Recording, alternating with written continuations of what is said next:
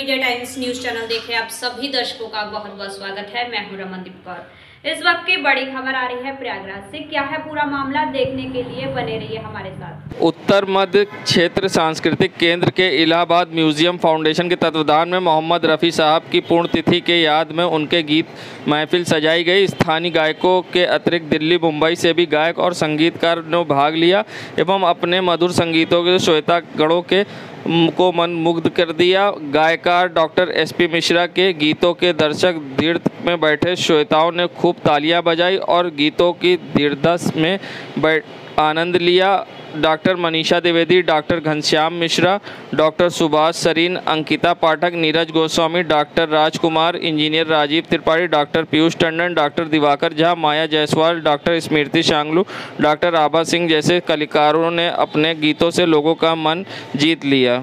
आज मोहम्मद रफ़ी साहब की 42वीं पुण्यतिथि के उपलक्ष्य में उनकी याद में हम लोगों ने स्मरण करते हुए उनको एक बहुत ही उनके गीतों का रंगारंग कार्यक्रम पेश किया NC8CC में, जो शाम को 6:45 बजे से लेकर के रात को 9:15 बजे तक चला। और उसमें उनके सारे गाने गाए गए। जो डुएट्स थे उसमें भी उनकी आवाज़ थी, बिना उनकी आवाज़ के कोई डुएट नहीं हुआ। और गाने वाले लोगों में से बम्बई से लोग आए थे, दिल्ली से लोग आए, म्यूजिशियन सब दिल्ली से आए हैं। और यहाँ के स्थानीय लोग बहुत हैं जो बहुत अच्छा गाते हैं। कुछ डॉक्टर्स हैं, कुछ नॉन डॉक्टर, कुछ इंजीनियर्स हैं, कुछ आर्किटेक्ट हैं। बहुत अच्छा गाने वाले लोग, तो बहुत अच्छे गाने गाए इन्होंने। हम लोगों ने 30 गाने गाए इतनी देर में और रफ़ी साहब को याद किया। शुरुआत में हम लोगों ने रफ़ी साहब को पुष्प अर्पण किया और उनकी आवाज़ में जो उनका आखिरी गाना था वो बैकग्राउंड में आता रहा। डॉक्टर मनीषा द्विवेदी ने इनाग्रेट किया। डॉक्टर स्वतंत्र शर्मा साहब चीफ गेस्ट थी हमारी, जो म्यूज़िक की पुरानी हेड हैं। डॉक्टर PK सिन्हा, डॉक्टर शांगलू, ये लोग हमारे जो गेस्ट ऑफ ऑनर थे, इन्होंने इनाग्रेट किया और बहुत ही रंगारंग, बहुत अच्छा कार्यक्रम हुआ। आशा करते हैं कि अगले साल हम लोग इससे भी बेहतर कार्यक्रम करेंगे। धन्यवाद। नगरी प्रयागराज के चेतना गर्ल्स इंटर कॉलेज में उस समय हड़कंप मच गया जब यहां एग्ज़ाम देने आए छात्रों ने स्कूल पर एग्ज़ाम में धांधली का आरोप लगाया है। यहां पर लेखपाल मेंस का एग्ज़ाम देने आए छात्रों का कहना था कि यहां पर स्कूल प्रशासन के द्वारा एक लड़की को नकल कराया जा रहा था, जिसके पास से एक शीट भी मिली है और साथ ही उनका आरोप था OMR शीट उनके सामने सील नहीं करी गई है, उसमें भी धांधली का उन्होंने आरोप लगाया है। साथ ही यहाँ छात्र सेंटर को निरस्त करने की मांग पर अड़े हुए थे और यहाँ पर भारी पुलिस बल पहुँचा और मामले को शांत कराया। बता दें, छात्रों का आरोप है कि यहाँ पर एग्ज़ाम में धांधली हुई है और स्कूल प्रशासन के द्वारा यहाँ पर धांधली कराई गई। क्या कुछ कहना है इस पर एग्ज़ाम देने आए छात्रों का, आइए सुनाते हैं आपको। क्या मामला है, इस तरह का विवाद है? ये विवाद है कि यहाँ पर नकल करते हुए पकड़ी गई एग्जाम हॉल में लड़की, जिसमें टीचर का संपूर्ण सहयोग किया गया था। ये सीट जो कि हमारे हाथ में है, आपके सामने देख रहे हैं, आंसर की भरी हुई है, ये संपूर्ण सही है। इस बात का मैं खुद ही गवाह कर रहा हूँ कि इसमें जितने भी मिलाए गए आंसर हैं लगभग सबके सब सही हैं। कौन नकल करा रहा था? नकल करा रहे थे यहाँ के सेंटर से, ठीक है, क्योंकि सभी जांच पड़ताल के बाद विद्यार्थी अंदर गए। उसके बाद यहाँ के द्वारा, टीचरों के द्वारा ये चिट दी गई लड़की को। क्या नाम है आपका? हमारा नाम कौशल कुमार प्रजापति है। जो लड़की कर रही थी उसका नाम रितु सिंह है और उसके पिता का नाम वीरेंद्र सिंह है, ठीक है। कक्ष संख्या 12 में वो मौजूद थी, ठीक। और आज लेखपाल का परीक्षा चल रहा था, ठीक है सर।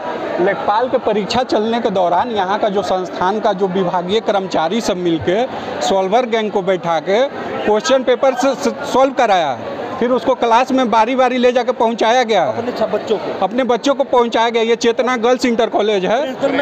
प्रिंसिपल मैम के भाई उसमें सहयोगी भी हैं। हाँ, मिली भगत से हुआ है। अभी मेरा नाम रजनीश कुमार उपाध्याय हुआ। क्या मामला हुआ है, किस तरह का विवाद है और किस तरह से नकल हो रही थी, कौन करा रहे थे? जी, ये स्कूल प्रशासन जो है ये ब्लैंक OMR क्लास से ले जाया जा रहा था और प्रॉपर तरीके से उसके एविडेंस हम लोगों के पास हैं। वो OMR लेके जाया गया, ब्लैंक OMR, और उसको फिल करके फिर से क्लास में ले आके उस लड़के को दिया गया है पूरी किट पूरी तरीके से। और ये रही, और ये पूरा का पूरा एविडेंस है हम लोगों के। यहाँ पे पेपर लेखपाल का चल रहा था। कमरा नंबर 12 में एक लड़की थी, स्कूल के टीचर थे, वहाँ पे चिट बना के नीचे से ले जाके उसको दिए। एक लड़की देखी और उस चिट को छोड़ी और वो चिट पूरा सेम मिल रहा था। डी कॉपी का था। हम प्रूफ सब है हमारे, हम लोगों के पास। पूरी स्कूल प्रशासन की मिली भगत है। स्कूल प्रशासन की वजह से ही हुआ है सब। क्या नाम है? आपका नाम क्या है? मेरा नाम आशीष सिंह यादव है। क्या आपके पेपर मैं भी लेखपाल का पेपर देने आया था। नगरी प्रयागराज में जहां आम आदमी पार्टी के जिला अध्यक्ष व राष्ट्रीय कार्यकारिणी सदस्य डॉक्टर अल्ताफ अहमद ने इलेक्ट्रिक बस और पर्यावरण के मुद्दे पर सरकार को घेरा है, साथ ही सरकार से सब्सिडी देने की मांग की है। साथ ही उन्होंने दिल्ली सरकार की उपलब्धियां बताते हुए सरकार से मांग की है कि ज़्यादातर इलेक्ट्रिक बसेस चलाई जाएं और इलेक्ट्रिक गाड़ियों को सब्सिडी दी जाए, जिससे कि पर्यावरण स्वच्छ रहे। आज पूरे देश में पर्यावरण बुरी तरीके से ग्रसित होता जा रहा है, प्रदूषण बढ़ता चला जा रहा है, जिसकी वजह से पूरे देश के लोग परेशान हैं, पूरे देश की सरकारें परेशान हैं। और उसका मुख्य कारण है जो हमारे शहरों में गाड़ियां चलती हैं, ट्रकें चलती हैं, उसका मुख्य कारण है। लेकिन दिल्ली सरकार ने एक पहल किया है, इलेक्ट्रिक वाहन को बढ़ावा दे रही है और उस इलेक्ट्रिक वाहन की वजह से आज दिल्ली सरकार ने प्रदूषण को कंट्रोल करने में मुख्य भूमिका निभा ली है। आपको जानकर ये खुशी होगी कि दिल्ली देश का पहला ऐसा राज्य बनने जा रहा है जहां पर इतनी बड़ी संख्या में इलेक्ट्रिक वाहन हैं। और अभी कल माननीय अरविंद केजरीवाल जी ने 60 से ज़्यादा इलेक्ट्रिक स्टेशन का उद्घाटन किया है। तो ये अपने आप में बहुत बड़ा अचीवमेंट है। मैं केंद्र सरकार को आमंत्रित करना चाहता हूं, उनसे कहना चाहता हूं कि केंद्र सरकार किसी भी तरह के द्वेष से छोड़कर दिल्ली सरकार से सीखे कि दिल्ली सरकार किस तरह से इलेक्ट्रिक वाहन को बढ़ावा दे रही है, उसको कैसे सब्सिडी दे रही है, कैसे लोगों के जेब के बोझ को हल्का कर रही है। वो सीखे दिल्ली सरकार से, ताकि पूरे देश में ये व्हीकल स्कीम को लाया जा सके और पूरे देश में के लोगों को भी राहत मिल सके, प्रदूषण में भी कंट्रोल किया जा सके। संगम नगरी प्रयागराज जहां सरकार विकास के दावे कर रही है, वहीं मानसून ने दस्तक दी है और मौसम विभाग ने अलर्ट जारी किया है, मगर बरसात के बाद सड़क के गड्ढे अब तालाब में तब्दील हो गए हैं। ऐसे में परेशानी का लोगों को सामना करना पड़ रहा है और काफ़ी परेशानी जिस तरह से लोगों को हो रही है, उससे विकास के दावों की हकीकत सामने बयां हो रही है। आप देख सकते हैं, नज़ारा है करैली क्षेत्र का। ऐसे में विकास ना होने से कितनी जगह जल भराव की समस्या और लोगों को परेशानी का सामना करना पड़ रहा है। ऐसे में जब हमने जनप्रतिनिधि नफीस अनवर पार्षद से बात करी तो उनका इस पूरे मामले पर क्या कुछ कहना था, किस तरह से विकास की समस्या है और किस तरह से काम नहीं हो पा रहा है, आइए जानते हैं क्या कहना है उनका। देखिए, उत्तर प्रदेश में जिस तरीके से विकास का तमगा उड़ाया जा रहा है, उसके ठीक इलाहाबाद प्रयागराज की धरती पर ख़ास तौर से हम करैली की बात कर रहे हैं। जिस तरीके से बड़े बड़े गड्ढे हैं और जल भराव की स्थिति है, पानी निकलने का कोई संसाधन नहीं है।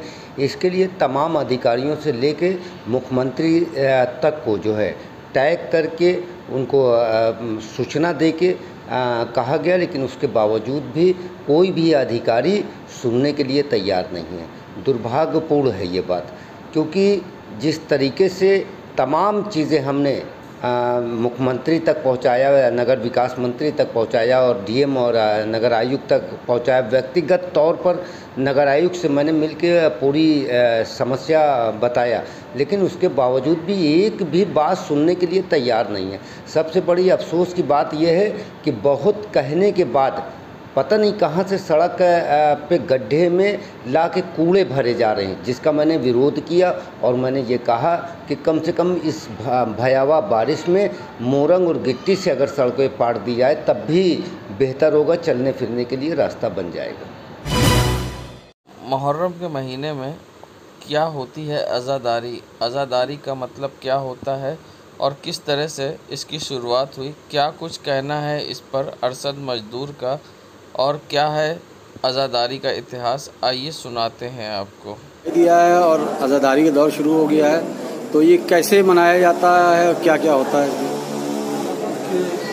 आज से 1400 साल पहले यजीद की हुकूमत ने जुल्म की इंतहा जब कर दी, तो इस्लाम का नुमाइंदा, रसूल का नवासा, इस्लाम का उत्तरदाही खड़ा हुआ, कहा, और यजीद ये चाहता था कि सबसे तो उसने बैत दे ली, वो चाहता था कि हुसैन से बैत लेके उस पर इस्लाम की मोहर लगाना चाहता था। हुसैन ने कहा नहीं, मैं अपनी जान तो दे दूंगा मगर तेरे हाथ पे अपनी बैत नहीं करूंगा। सिर्फ इस्लाम के लिए नहीं बल्कि हुसैन इंसानियत के लिए वो खड़े हुए, कहा मेरी ज़िंदगी में ये मुमकिन नहीं है, और इस्लाम को बचाने के लिए, इंसानियत को बचाने के लिए 1400 साल पहले उस हुसैन ने अपना गला कटाया और अपने पूरे ख़ानदान और अपने दोस्त अहबाब को कुर्बान कर दिया। हम उन्हीं इमाम हुसैन की याद में मुहर्रम को मनाते हैं। अपना नाम बताइए, अपना नाम बताइए, परिचय अपना। मेरा नाम अरशद मजदूर है और इलाहाबाद का निवासी हूँ, मगर रहता कलकत्ते में हूँ। क्या आपको करबला का वाक़या मालूम है? किस तरह से इमाम हुसैन ने इस्लाम को बचाने के लिए अपने शहीद हो गए थे और साथ ही अपने परिवार की भी कुर्बानी दी थी। ऐसे में जहां इमाम हुसैन ने इस्लाम को बचाने के लिए अपनी कुर्बानी परिवार की दी और ख़ुद भी शहीद हो गए, ऐसे में क्या कुछ कहना है जानकारों का इस पूरे मामले पर? क्यों मनाते हैं मुहर्रम? क्या है इतिहास? आइए नाम पर इतनी खुराफात इकट्ठा हो चुकी थी कि इमाम हुसैन के लिए अपने नाना के दीन को बचाने की बहुत बड़ी जिम्मेदारी थी, और इस सिलसिले में उन्होंने अपने अहल वयाल को ही अपने साथ लिया कि आने वाले वक्त में किसी भी तरह की कोई भी ज़रूरत पड़े तो हमारे अहल वयाल भी इस मुहिम में हमारे साथ हों। करबला का वाक़या दरअसल हक़ और नाइंसाफ़ी के एक लड़ाई थी, जिसमें एक तरफ इमाम हुसैन सलाम हक़ के अलंबरदार थे और दूसरी तरफ बनी उमैया जो अपने को इस्लाम का हाकिम और इस्लाम की विरासत पर काबिज हो चुके थे, और वो चाहते थे किसी तरीके से हम इस्लाम पर अपने बदामालियों को इस्लाम का नाम दे दें, और उन्होंने इस सिलसिले में हर तरह की ज़ुल्म और ज़्यादती की। इसलिए इमाम हुसैन सलाम का यह फ़र्ज़ था कि अपने दादा के दीन को बचाने के लिए मदीने से करबला की तरफ तशरीफ़ ले गए। दरअसल वो करबला की तरफ नहीं जाना चाहते थे, वो जाना तो कूफे की तरफ चाहते थे, जहाँ पर लोगों ने उनको अपनी इस्लाह के लिए बुलाया था। इस सिलसिले में इमाम हुसैन सलाम करबला की तरफ कूफे की तरफ रवाना हुए कि जाकर के उनकी इस्लाह करें और बनी उमैया के जुल्म सितम के ख़िलाफ़ एक आवाज़ उठाएं और उनको इसके लिए आमादा करें। लेकिन बनी उमैया के हुक्मरान ने और उनकी अफवाज ने उनको रास्ते में ही घेर कर करबला की तरफ ले गए, और करबला में 3 दिन तक उनको भूखा प्यासा रखकर शहीद कर दिया। अपना नाम बताइए, अपना नाम बताइए। हाँ, मुझको फरमान रज़ा कहते हैं। मैं यहाँ खारजी की मस्जिद के पास बाजार में रहता हूँ।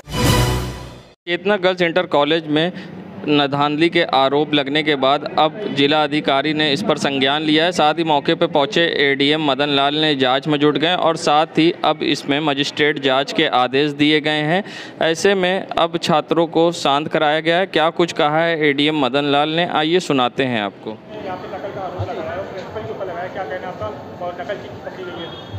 हाँ, अभी यहाँ चेतना गर्ल्स इंटर कॉलेज करेली में आप उपस्थित हैं। ये सूचना प्राप्त हुई है कि परीक्षा समाप्त होने के बाद कक्ष संख्या 12 में एक बच्ची ने बताया कि जो उसके बगल वाली बच्ची है, ऋतु सिंह नाम बताया जा रहा है कथित रूप से, उसके पास कोई नकल की चिट जैसा प्राप्त हुआ है और छीना झपटी में चिट फट गई है। थोड़ा सा टुकड़ा उसका है बच्चों ने और उसको दिया है, उन्होंने अपनी तहरीर भी दी है। और जिलाधिकारी महोदय ने एक मजिस्ट्रेट से इसकी जांच के विषय में सारे तथ्यों का जांच करके आख्या देने के लिए कहा है। अगर उसमें प्राइमरी फसाई देखने में कुछ आएगा तो बिल्कुल प्राथमिक दर्ज करके अग्रेतर कार्रवाई की जाएगी। परीक्षा के समय पकड़े गए थे या फिर बाद में हुआ है? बच्चों का जैसा कथित है कि परीक्षा जब समाप्त हो गई थी वही 12 के आसपास, तब की ये बात है। परीक्षा हाँ वही 12 बजे की बात है, तो परीक्षा 10 से 12 की थी और जो ये बच्चे दे रहे थे वो उस कक्ष में थे भी नहीं। ये जो बच्चे ने अभी तहरीर दी है वो तो बाद में आए, जब कहा गया है तब दूसरे कक्षों के बच्चों ने ये कथा का मतलब कहा सुनी वाली जैसे बातें हैं कि हम तो फलाना कक्ष में थे, कक्ष नंबर 12 में नहीं उपस्थित थे। तो पूरी जांच हो जाएगी, मजिस्ट्रियल जांच में जितने भी तथ्य हैं वो सारे आ जाएंगे। और सबसे अच्छी बात यह है कि प्रत्येक कक्ष में सीसीटीवी कैमरा था, इसका लाइव फीड मॉनिटरिंग किया जा रहा था और इसकी सारी रिकॉर्डिंग है। तो कक्ष में क्या हुआ, अगर किसी ने कुछ गलत किया है तो उससे छुपा नहीं सकेगा। तो बिल्कुल सारी चीज़ें एकदम खुल के आ जाएंगी। क्या कोई सस्पेक्ट हिरासत में? नहीं, कोई सस्पेक्ट हिरासत में नहीं है। संगम नगरी प्रयागराज जहां अपने गंतव्य के लिए वापस लौटने के लिए छात्रों की भीड़ बस स्टैंड सिविल लाइन पर दिखाई दी, जहां अपने गंतव्य के लिए जाने के लिए लोग घंटों बसों का इंतज़ार करते रहे और यहां पर बसों की व्यवस्था न होने से छात्र परेशान दिखाई दिए। जहां लेखपाल मेंस का एग्ज़ाम देने प्रयागराज पहुंचे छात्रों को अपने घर जाने के लिए परेशानी का सामना करना पड़ा। बस की सुविधा न होने से, बस कम होने से छात्र परेशान दिखाई दिए। जो बस आ रही थी वो 2 घंटों में फुल हो जा रही थी, ऐसा छात्रों का कहना है। वहीं कुछ प्राइवेट वाहन जो कि परमिट भी नहीं थे और वो छात्रों से ज़्यादा पैसे मांगकर उन्हें उनके घर तक पहुंचाने के लिए 500 रुपये की डिमांड कर रहे थे। ऐसे में क्या कुछ कहना है छात्रों का, आइए सुनाते हैं। कहाँ जा रहे हो, बस मिल रही कि नहीं मिल रही, टैक्सी वाले कितना मांग रहे हैं? अरे हम लोग तो आए थे एग्ज़ाम देने वाराणसी से, बस मिल नहीं रही है, बस है ही नहीं यहाँ पे। और टैक्सी वाले 500 1 हज़ार ले रहे हैं एक आदमी से। प्राइवेट टैक्सी में परमिट भी नहीं है? अब ये तो पता नहीं, लेकिन अब ये बहुत ज़्यादा मांग रहे हैं। अच्छा, बहुत ज़्यादा पैसा मांग रहे हैं, दुगना? हाँ, दुगना क्या तिगुना। आलोक रंजन। बस की क्या व्यवस्था है और टैक्सी वाले किस तरह से पैसा ज़्यादा मांग रहे हैं, क्या मामला है? बस का इंतज़ार कर रहे हैं काफ़ी देर से, यहाँ कोई बस तो व्यवस्था है नहीं। जो बस आ रही है बढ़ जा रही है, उसी में धक्की मुक्का हो रहा है। टैक्सी वाले कितना साधन की व्यवस्था देखकर पब्लिक खड़ी है, जनता बच्चे कोई रही है। कितनी परेशानी है? अब भाई 2 घंटे से खड़े, 2.5 घंटे हो गए यहाँ पे खड़े। क्या नाम है? राजकुमार नाम है।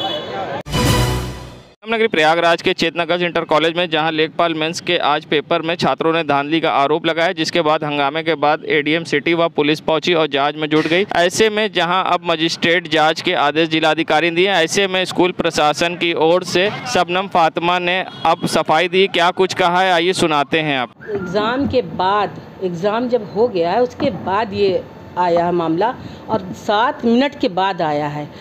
एग्ज़ाम ख़त्म होने के 7 मिनट के बाद, और 30 साल से हम यहाँ पर एग्ज़ाम करा रहे हैं, आज तक हमारे कोई ऐसा मामला ही नहीं उठा।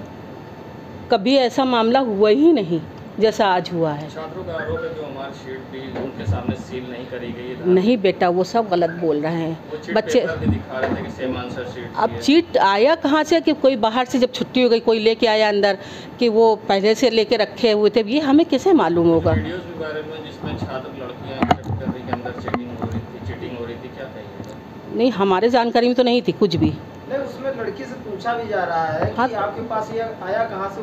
लड़की बोल रही है कि मेरे पास कहाँ से आया, मुझे जानकारी नहीं है। वो क्या सही करना? अब हमें क्या मालूम क्या ऊपर क्या हो रहा था, हम तो नीचे थे उस वक्त। छात्रों ने ये भी आरोप लगाया कि प्रिंसिपल के भाई ये चीटिंग करा रहे थे, क्या कहिएगा? नहीं, ऐसा कुछ नहीं है, सब गलत है। हमारे भाई, हमारे बच्चे आते ही नहीं कभी कॉलेज में, हमारे सिवा कोई रहता ही नहीं।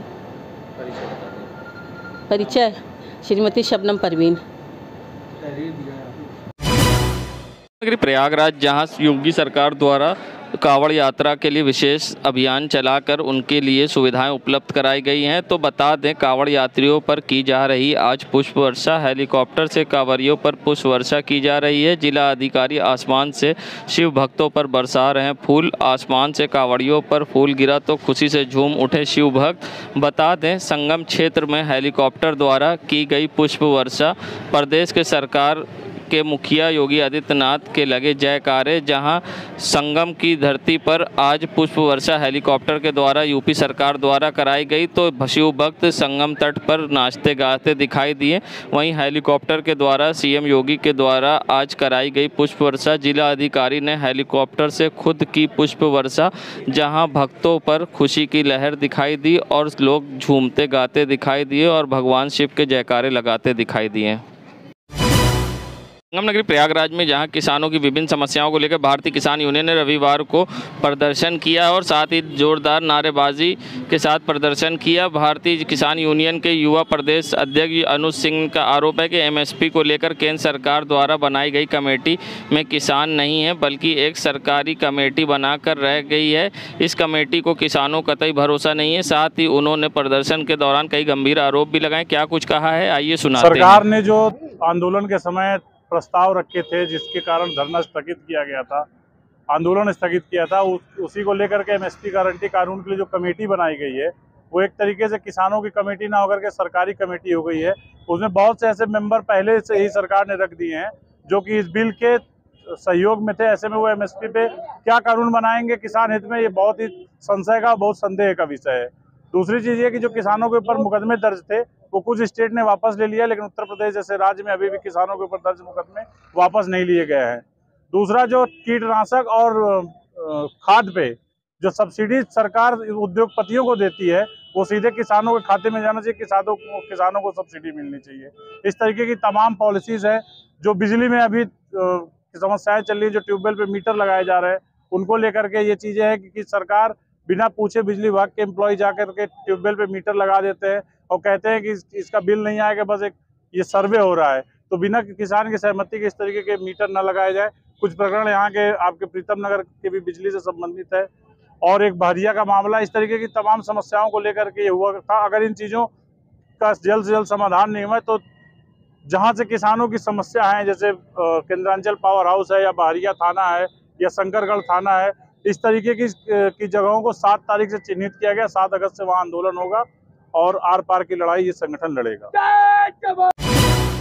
नगरी प्रयागराज, जहां ऐसे में अब कोरोना के नए वेरिएंट आ रहे हैं और मौसम बदलने के साथ ही लोगों को सर्दी जुकाम जैसी समस्याएं भी हो रही हैं। ऐसे में कोरोना के नए वेरिएंट और इस तरह की बीमारियों से कैसे करें बचाव, इस पर क्या कुछ कहना है डॉक्टर राकेश पासवान का, किस तरह से रखें ख्याल, आइए सुनाते हैं आपको। आप सभी को मेरा नमस्कार। मैं डॉक्टर राकेश पासवान, मैं मनोचिकित्सक प्रयागराज से।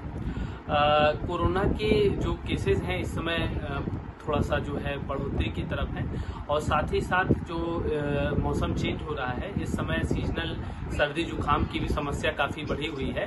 तो लोगों को जो है चूँकि कोरोना काफ़ी समय से जो है थोड़ा सा डॉर्मेंट स्टेज में है, तो इसलिए लोगों के अंदर लापरवाही भी देखी जा रही है और जो कोरोना से संबंधित प्रोटोकॉल है सरकार के, उसमें ढिलाई बरत रहे हैं। लोग बहुत ज़्यादा भीड़ भाड़ वाली जगहों पर इकट्ठा हो रहे हैं, मास्क का प्रयोग नहीं कर रहे हैं, फिजिकल डिस्टेंसिंग का पालन नहीं कर रहे हैं और हैंड सैनिटाइजेशन और प्रॉपर सैनिटाइजेशन नहीं कर रहे हैं, जिसकी परिणति से ये हो सकता है कि आगे जो कोरोना है उसके केसेस में बढ़ोतरी हो।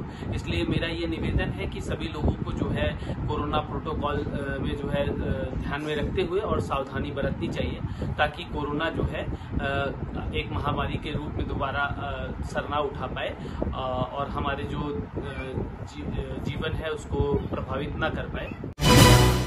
जहां एसटीएफ ने राजस्व लेखपाल 2022 की मुख्य परीक्षा में नकल कराने वाले गिरोह के सरगना सहित 3 लोग को गिरफ्तार किया है। जहां एसएसपी प्रयागराज व जिलाधिकारी ने प्रेस वार्ता करते हुए जानकारी दी है। जहां सरगना नकल कराने वाले गिरोह के विजयकांत व दिनेश कुमार व सोनू कुमार को गिरफ्तार किया गया, जिनके पास से एक ब्रेजा कार, एक 15 Bluetooth earphone, 6 SIM card, 6 air board cell, अदद Bluetooth device card, 10 mobile, 1 PAN card, 1 DL व 620 रुपये नकद बरामद किए हैं। ऐसे में क्या कुछ कहा है एसएसपी प्रयागराज ने, आइए सुनाते हैं आपको। अधीनस्थ सेवा चयन आयोग द्वारा आयोजित लेखपाल मुख्य परीक्षा वर्ष 2022 का आज आयोजन हुआ है। प्रयागराज यूनिट एसटीएफ ने एक सराहनीय कार्य करते हुए सॉल्वर गैंग का भंडाफोड़ किया गया है, जिसमें 3 सदस्य इसके गिरफ्तार किए गए हैं, जिनके नाम विजयकांत पटेल, दिनेश कुमार यादव और सोनू कुमार पुत्र छोटे, तीनों थाना बहरिया जनपद प्रयागराज के निवासी थे। इनके द्वारा जो ब्लूटूथ डिवाइस के माध्यम से क्वेश्चंस का आंसर बताया जा रहा था, जो अभ्यर्थी डिफरेंट कक्ष में परीक्षा दे रहे थे, ऐसे 2 अभ्यर्थियों को, पुष्पेंद्र और जयसिंह पटेल को क्रमशः एसटीएफ की वाराणसी इकाई और कानपुर इकाई ने वहां परीक्षा कक्ष से उनको गिरफ्तार किया। इन सब से पूछताछ में ये भी तथ्य सामने आए कि 4 अन्य अभ्यर्थी भी थे जो कि ब्लूटूथ डिवाइस के साथ इस एग्ज़ाम में अपीयर होने थे, परंतु सेंटर पे कड़ी चेकिंग के कारण उन्होंने अंदर जाने की हिम्मत नहीं की। इस तरह इस गैंग का भंडाफोड़ हुआ है। साथ ही साथ इनके कब्जे से ब्लूटूथ डिवाइस, अन्य सहवर्ती उपकरण, कार, कैश इत्यादि बरामद किए गए हैं। साथ ही साथ यह भी अवगत कराना चाहूँगा कि आज जनपद प्रयागराज में चेतना गर्ल्स इंटर कॉलेज करेली में परीक्षा समाप्त के बाद वहाँ पे एक शिकायत मिली कि अभ्यर्थी को चिट के माध्यम से नकल कराई जा रही है। प्राप्त शिकायत को तत्परता से लेते हुए पुलिस ऑफिसर्स और मजिस्ट्रेट वहाँ मौके पे पहुँचे, सीनियर पुलिस ऑफिसर और मजिस्ट्रेट पहुँचे और उनके द्वारा इसकी जांच की जा रही है। किसी भी तरह की अनियमितता के तथ्य प्रकाश में आएंगे तो वैसी स्थिति में कड़ी विधिक कार्रवाई इसमें सुनिश्चित कराई जाएगी। अब तक जितनी भी जो भी तथ्य प्रकाश में आए हैं उसके अनुसार पेपर लीक होने का कोई भी मामला प्रकाश में नहीं आया है। सॉल्वर गैंग और नकल की जो शिकायत है इसमें ऑलरेडी एसटीएफ प्रयागराज यूनिट तथा अन्य इकाइयों ने सराहनीय कार्य करते हुए गैंग को पकड़ा है और जैसा अवगत कराया गया है कि चेतना गर्ल्स इंटर कॉलेज की भी शिकायत मिली है, उसमें तत्काल जांच चल रही है और जैसे ही कोई किसी तरह की अनियमितता सामने आएगी तो तथ्यों और साक्ष्यों के आधार पर कड़ी विधिक कार्रवाई सुनिश्चित की जाएगी। संगम नगरी प्रयागराज जहां माह मुहर्रम की 1 तारीख को जलसे का आयोजन हुआ जिसमें मुस्लिम समुदाय के लोगों ने बढ़ चढ़कर हिस्सा लिया। वहीं जलसे के दौरान इसमें इमाम हसन हुसैन की शहादत के बारे में बताया गया, जहां शहादत के बयान में लोगों ने बढ़ चढ़कर हिस्सा लिया और यहां पर फातिहा न्यास का भी आयोजन हुआ जिसमें लोगों ने फातिहा ख़ानी में हिस्सा लिया और शामिल हुए और अल्लाह से देश की दुआएं भी की सलामती के लिए। यहां पर बता दें जहां बढ़ चढ़कर लोगों ने माह मुहर्रम की 1 तारीख को जलसे में आयोजन में हिस्सा लिया और साथ ही शहादत का बयान भी सुना। आज किस लिए यहाँ जलसा रखा गया था? आज मुहर्रम की 1 तारीख थी, इसलिए यहाँ पे जलसे का इनेकाद किया गया था और जलसे में इमाम हुसैन के बारे में आज तज़किरा किया गया, इमाम हुसैन की फजीलत बयान की गई। आज नाम बता दीजिए। मोहम्मद तहसीन। देश दुनिया की खबरों के लिए world media times news channel को सब्सक्राइब करें।